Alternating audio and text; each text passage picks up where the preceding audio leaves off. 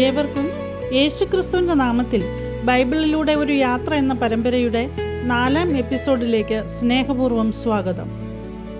കഴിഞ്ഞ എപ്പിസോഡിൽ ദൈവത്തിൻ്റെ അത്ഭുതകരമായ സൃഷ്ടിയെക്കുറിച്ച് നാം പഠിച്ചു. ഇന്ന് 2ാം അധ്യായത്തിലൂടെ മനുഷ്യനോടുള്ള ദൈവത്തിൻ്റെ പ്രത്യേക പദ്ധതിയെക്കുറിച്ച് നമുക്ക് മനസ്സിലാക്കാം.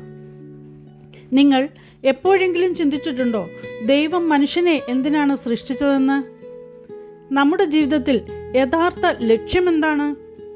ഈ ചോദ്യത്തിനുള്ള ഉത്തരം 2ാം അധ്യായത്തിൽ പറയുന്നുണ്ട്. സൃഷ്ടി പൂർത്തിയാക്കിയതിനു ശേഷം ദൈവം 7ാം ദിവസം വിശ്രമിച്ചു. ദൈവം ക്ഷീണിച്ചതുകൊണ്ടല്ല, സൃഷ്ടി സമ്പൂർണമായതിൻ്റെ അടയാളമായിരുന്നു. വിശ്രമത്തിൻ്റെ പ്രാധാന്യവും ദൈവത്തോടുള്ള കൂട്ടായ്മയും ഇത് നമ്മെ ഓർമ്മിപ്പിക്കുന്നു.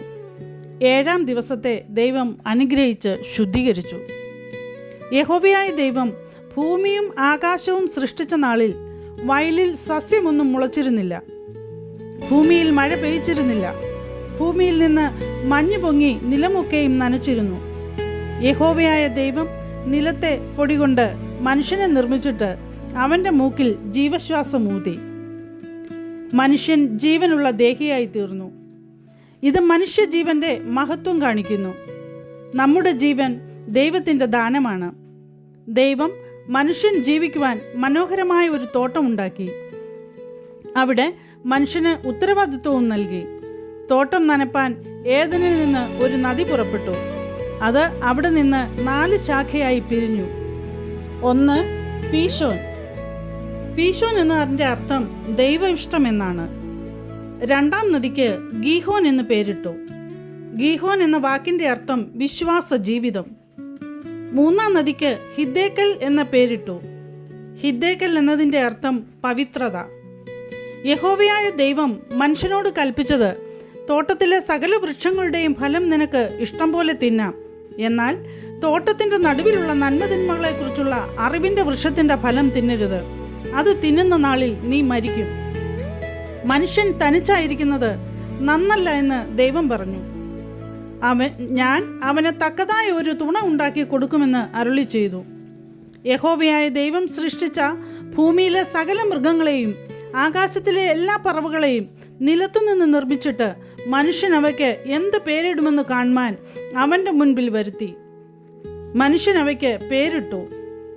മനുഷ്യൻ എല്ലാ കന്നുകാലികൾക്കും ആകാശത്തിലെ പറവകൾക്കും എല്ലാ കാട്ടുമൃഗങ്ങൾക്കും പേരിട്ടുവെങ്കിലും മനുഷ്യന് തക്കതായൊരു തുണ കണ്ടുകിട്ടിയില്ല. യഹോവയായ ദൈവം മനുഷ്യന് ഗാഢനിദ്ര വരുത്തി. അവന് ഉറങ്ങിയപ്പോൾ അവൻ്റെ വാരിയെല്ലുകളിൽ ഒന്നെടുത്ത് അതിനു പകരം മാംസം പിടിപ്പിച്ചു. യഹോവയായ ദൈവം മനുഷ്യനിൽ നിന്നെടുത്ത വാരിയെല്ലിനെ ഒരു സ്ത്രീയാക്കി അവളെ മനുഷ്യൻ്റെ അടുക്കൽ കൊണ്ടുവന്നു. അപ്പോൾ മനുഷ്യൻ എൻ്റെ അസ്ഥിയിൽ നിന്ന് അസ്ഥിയും എൻ്റെ മാംസത്തിൽ നിന്ന് മാംസവുമാകുന്നു, ഇവളെ നരനിൽ നിന്ന് എടുത്തിരിക്കയാൽ ഇവൾക്ക് നാരി എന്ന പേരാകുമെന്ന് പറഞ്ഞു. അങ്ങനെ അവർ ഭർത്താവും ഭാര്യയുമായി. വിവാഹം ദൈവം സ്ഥാപിച്ച വിശുദ്ധ ബന്ധമായി ബൈബിളിൽ പറയുന്നത്. ഉൽപ്പത്തി 2ാം അധ്യായം നമ്മെ പഠിപ്പിക്കുന്നത് നമ്മുടെ ജീവൻ ദൈവത്തിൻ്റെ ദാനമാണ്. ദൈവം ഓരോരുത്തർക്കും ഓരോ ഉദ്ദേശം നൽകിയിട്ടുണ്ട്. അനുസരണം ദൈവത്തോടുള്ള ബന്ധത്തിൻ്റെ ഭാഗമാണ്. കുടുംബവും വിവാഹവും ദൈവത്തിൻ്റെ നല്ല പദ്ധതിയാണ്. പ്രിയ സുഹൃത്തുക്കളെ, ദൈവം മനുഷ്യനെ സൃഷ്ടിച്ചത് അവനോടൊപ്പം നടക്കാനാണ്, അവൻ്റെ ഉദ്ദേശം നിറവേറ്റാനാണ്. എന്നാൽ ഈ മനോഹരമായ ബന്ധം അടുത്ത അധ്യായത്തിൽ ഒരു വലിയ പരീക്ഷണത്തെ നേരിടും.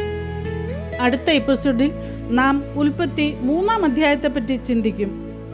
മനുഷ്യൻ്റെ വീഴ്ച, പാപത്തിൻ്റെ പ്രവേശനം, അതേസമയം തന്നെ ദൈവത്തിൻ്റെ ആദ്യ രക്ഷാവാഗ്ദാനം. അതുവരെ ദൈവം നിങ്ങളെ സമൃദ്ധിയായി അനുഗ്രഹിക്കട്ടെ. അടുത്ത എപ്പിസോഡിൽ നമുക്ക് വീണ്ടും കാണാം.